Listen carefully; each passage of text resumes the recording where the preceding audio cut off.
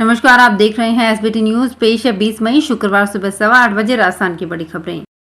Constable भर्ती परीक्षा प्रश्न पत्र के लीक होने से हुई फजीहत के बाद अब सरकार एक्शन के मूड में है। कार्यवाही के तहत स्कूल की मान्यता रद्द की जा सकती है। साथ ही अवैध निर्माण पर बुलडोजर चलाने की तैयारी भी है। अतिरिक्त जिला शिक्षा अधिकारी सुमेर सिंह खटाना ने बताया कि विभाग कार्यवाही के लिए सरकार के दिशा निर्देशों का इंतजार कर रहा है। इधर बुधवार को झोटवाड़ा के देवनगर स्थित Diwakar public senior secondary school में जेडीए और निगम की टीम पहुंची। भरतपुर जिले के डीग में भ्रष्टाचार निरोधक ब्यूरो की टीम ने सेवानिवृत्त पटवारी की पेंशन वृद्धि के केस में 5,000 रुपए की रिश्वत लेते तहसीलदार और दलाल को पकड़ा है। आश्चर्य की बात यह है कि तहसीलदार की शिकायत पिछले काफी समय से की जा रही थी। कुछ दिन पहले तहसीलदार की कथित भ्रष्टाचार का भी मामला सामने आया था। एसीबी के एडिशनल एसपी महेश मीणा के अनुसार परिवादी सेवानिवृत्त पटवारी मुरारी लाल शर्मा पुत्र स्वर्गीय बख्तावर सिंह निवासी धौला कुआं कामा हाल निवासी तहसील डीग ने शिकायत दर्ज करवाई थी। तेल की खली का निर्यात अप्रैल में 10% बढ़कर 3,33,000 टन पर पहुंच गया है, जबकि अप्रैल 2021 में 3,03,000 टन निर्यात हुआ था। खली का इस्तेमाल मवेशियों के चारे के रूप में किया जाता है।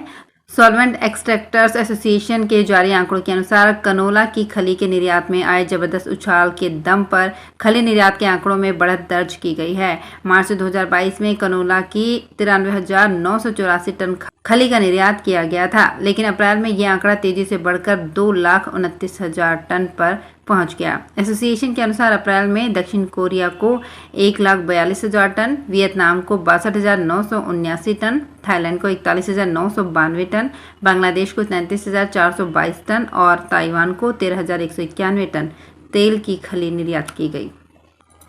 राजस्थान में पश्चिमी विक्षोभ का असर खत्म होने के बाद तापमान फिर से रंग दिखाने लगा है। कुछ जिले 45 डिग्री के पार पहुंच गए हैं।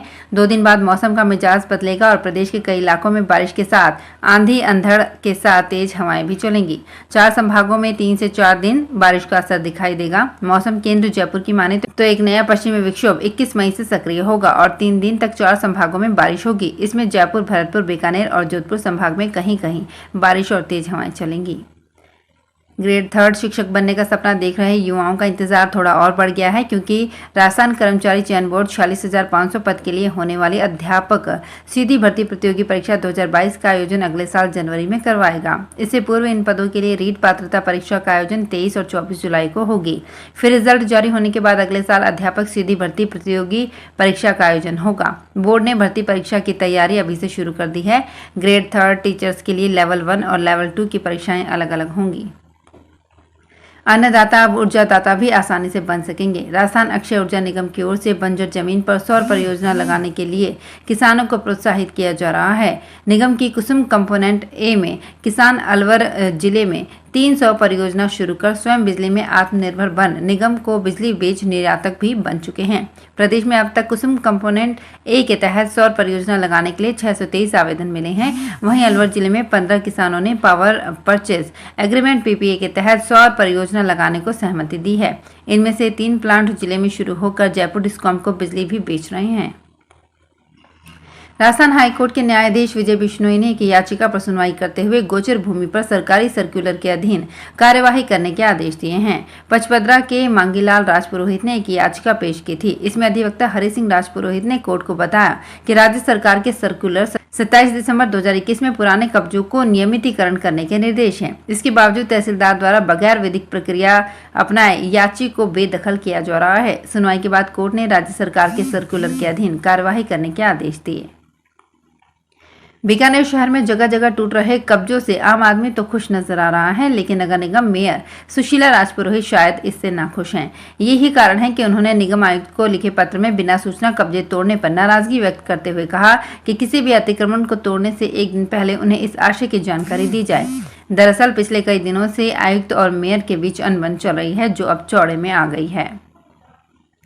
आजादी के अमृत महोत्सव के उपलक्ष्य में क्रीड़ा भारती की ओर से भारत प्रदक्षिणा कार्यक्रम आयोजित किया जा रहा है। आगामी 22 मई को होने वाले इस कार्यक्रम में एक साथ एक ही समय पूरे देश में 220 से अधिक स्थानों पर 75 किलोमीटर की यात्रा 75 बाइक के जरिए निकाली जाएगी। जोधपुर प्रांत संयोजक डॉक्टर कमल जौंगे ने बताया कि जोधपुर प्रांत में नाडोल से पाली, जोधपुर से खेड़ापा, नागौर से डीडवाना और सीकर तक यात्रा निकलेगी। इसमें प्रत्येक 75 किलोमीटर की यात्रा में 75 बाइक सवार संपूर्ण गणवेश में शामिल होंगे।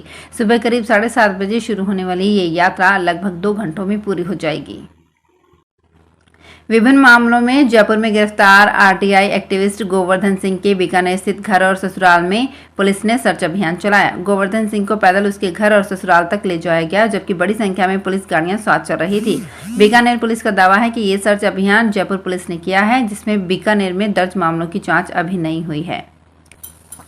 जोधपुर कृषि विश्वविद्यालय में 17वीं प्रबंध मंडल की बैठक आयोजित की गई। इसमें विश्वविद्यालय कुलपति प्रोफेसर BR चौधरी ने वित्तीय वर्ष 2022-23 का अनुमानित 81 करोड़ 90 लाख रुपए का बजट प्रस्तुत किया। कुलपति ने इस दौरान राज्य सरकार की ओर से 51 करोड़ 62 लाख, भारतीय कृषि अनुसंधान परिषद नई दिल्ली की ओर से 16 करोड़ 27 लाख और अन्य स्रोतों से 14 करोड़ 1,000 रुपए का ब्यौरा प्रस्तुत किया। वित्तीय वर्ष 2021-22 के अंतर्गत कुल आय 64 करोड़ 33 लाख रुपए और कुल व्यय 57 करोड़ 74 लाख रुपए का विवरण प्रस्तुत किया गया। बीकानेर जिला कलेक्टर भगवती प्रसाद कलाल ने गुरुवार को 3 घंटे तक चली जिला स्तरीय जनसुनवाई में 80 से अधिक परिवादियों की शिकायतें सुनी और अधिकारियों को आवश्यक दिशा निर्देश दिए। कलेक्टर सभागार में आयोजित जनसुनवाई में जिला कलेक्टर ने कहा कि छोटे छोटे प्रकरणों को तत्काल निस्तारित किया जाए। ऐसे प्रकरण बेवजह लंबित नहीं रहें। ब्लॉक या जिला मुख्यालय के किसी कार्यालय में यदि परिवादी पहुंचता है तो उसकी समस्या दर्ज करते हुए प्रत्येक वाजिब काम अविलंब करवाए। जोधपुर में नेहरू पार्क स्थित अंग्रेजी भाषा कौशल एवं व्यक्तित्व विकास संस्थान IICS में सही उच्चारण हेतु विद्यार्थियों को 36 नियम सिखाए गए। इस 3 घंटे की कार्यशाला के दौरान विद्यार्थियों ने पूर्ण सभ्यता एवं एकाग्रता के साथ इन नियमों को सीखा एवं ट्रेनर श्रीकांत गुप्ता ने उन्हें उच्चारण की बारीकियों से अवगत कराते हुए ऐसे सैकड़ों शब्दों पर चर्चा की जो अधिकतर लोग आम बोलचाल की भाषा में उसका गलत उच्चारण करते हैं। जिला जन अभाव अभियोग एवं जन सतर्कता समिति की गुरुवार को कलेक्ट्रेट सभागार में मासिक बैठक हुई। बैठक में अपर जिला कलेक्टर प्रथम मदन लाल नेहरा ने जन सुनवाई की। बैठक में कुल 16 प्रकरणों की सुनवाई की गई। इस दौरान उन्होंने सभी विभागों को समस्या निस्तारण गतिविधियों को प्राथमिकता से लेने के निर्देश दिए। उन्होंने कहा कि लोक समस्याओं के निस्तारण के प्रति अधिकारी विभागीय स्तर पर गंभीर रहने के साथ ही विभिन्न माध्यमों एवं जन सुनवाई में प्राप्त परिवादों के समय पर निस्तारण करते हुए प्रभावितों को राहत प्रदान करें और सुशासन के संकल्पों को मूर्त रूप दें। टोंक शहर के किदवई पार्क में 3 साल से बंद टॉय ट्रेन को गत माह मरम्मत के बाद शुरू किया गया था, लेकिन 1 सप्ताह चलने के बाद ट्रेन को फिर से बंद कर दिया गया।